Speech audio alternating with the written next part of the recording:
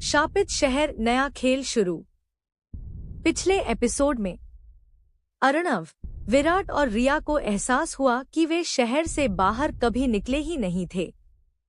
शहर अब उनकी हकीकत बन चुका था और वे इसके अगले स्तर में प्रवेश कर चुके थे। अब सवाल यह है, क्या वे इस बार सच में इससे बाहर निकल सकते हैं? अर्णव ने चारों ओर देखा।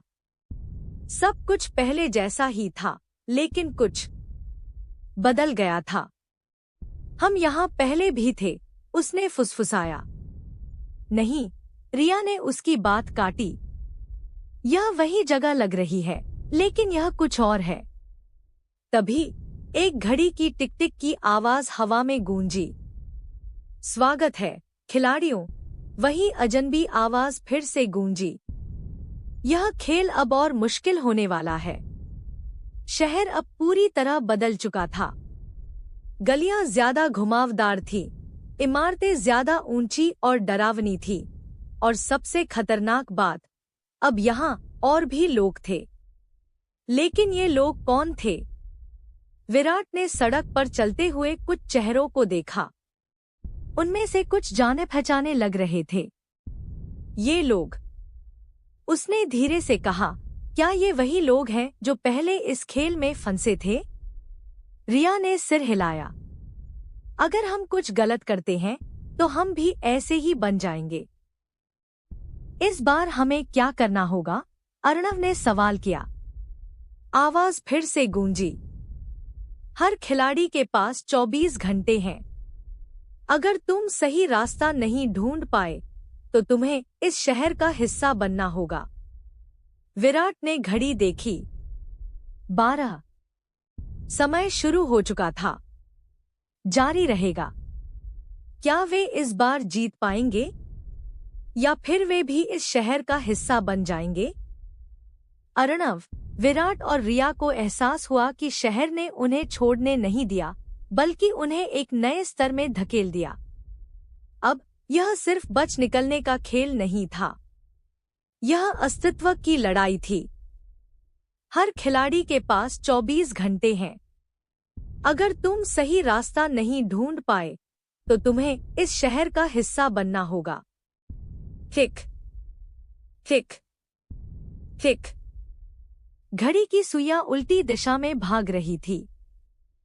23:59 और 40 सेकंड। 23:59 और 39 सेकंड। 23:59 और 38 सेकंड। विराट ने झटके से घड़ी देखी। क्या यह सच में चल रही है? रिया ने गंभीर स्वर में कहा, अगर यह वाकई एक खेल है तो हमें इसके नियम समझने होंगे।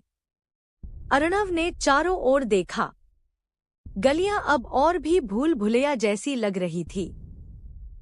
इमारतें हवा में लहराती सी दिख रही थी, मानो वे असली नहीं बल्कि किसी बुरे सपने का हिस्सा थी।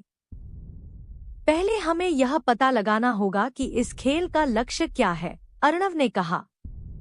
और यह भी, विराट ने धीमे स्वर में कहा, कि अगर हम हार गए तो क्या होगा?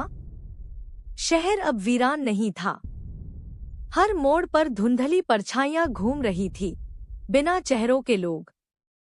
रिया ने उन पर ध्यान दिया। क्या ये असली लोग हैं? अचानक एक परछाई उनके पास आई। भागो। क्या? विराट ने घबराकर पूछा। परछाई फिर फुसफुसाई, भागो, इससे पहले कि वे तुम्हें देख लें। कौन? अर्णव ने सवाल किया। परछाई ने कोई जवाब नहीं दिया, लेकिन उसकी जगह पर 2 लाल चमकती आंखें उभर आईं। खिलाड़ी मिल गए हैं, एक गहरी आवाज गूंजी। अब खेल शुरू करो। अचानक शहर का माहौल बदल गया। चारों ओर से अंधेरा घिरने लगा। घंटों की तेज आवाज गूंजने लगी। Dong Dong Dong. रिया ने चिल्लाकर कहा, हमें यहाँ से भागना होगा। लेकिन अब रास्ते बदल चुके थे। हर गली एक नई भूल भुलिया थी और हर मोड़ पर कुछ इंतजार कर रहा था। अचानक एक मकान के अंदर से एक छाया उभरी। यहाँ आओ। तीनों ने बिना कुछ सोचे उस दिशा में दौड़ लगा दी। जब वे उस मकान के अंदर पहुंचे तो दरवाजा अपने आप बंद हो गया। अंदर एक बूढ़ा आदमी बैठा था, वही बूढ़ा जिसे उन्होंने पहली बार शहर में देखा था। तुम फिर आ गए, उसने धीमे स्वर में कहा।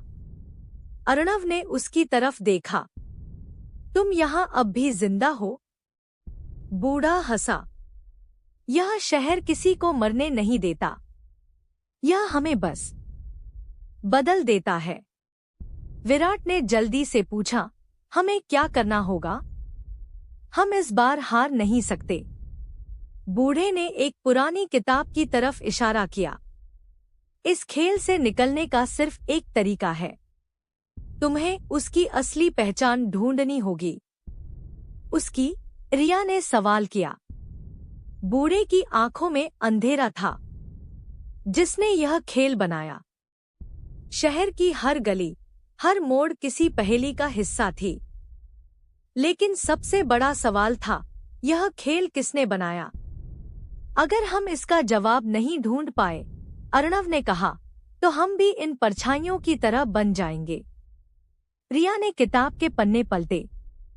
उसमें पुराने नक्शे, कुछ रहस्यमयी प्रतीक और अंत में एक नाम लिखा था, निर्माता। लेकिन नाम धुंधला था। तभी घड़ी पर नजर पड़ी। 12:05। बस 5 मिनट बाकी थे। और तभी दरवाजे के बाहर तेज धमाके हुए। कोई उनके पास आ रहा था। खेल खत्म होने वाला है, या शायद बस शुरू हुआ है।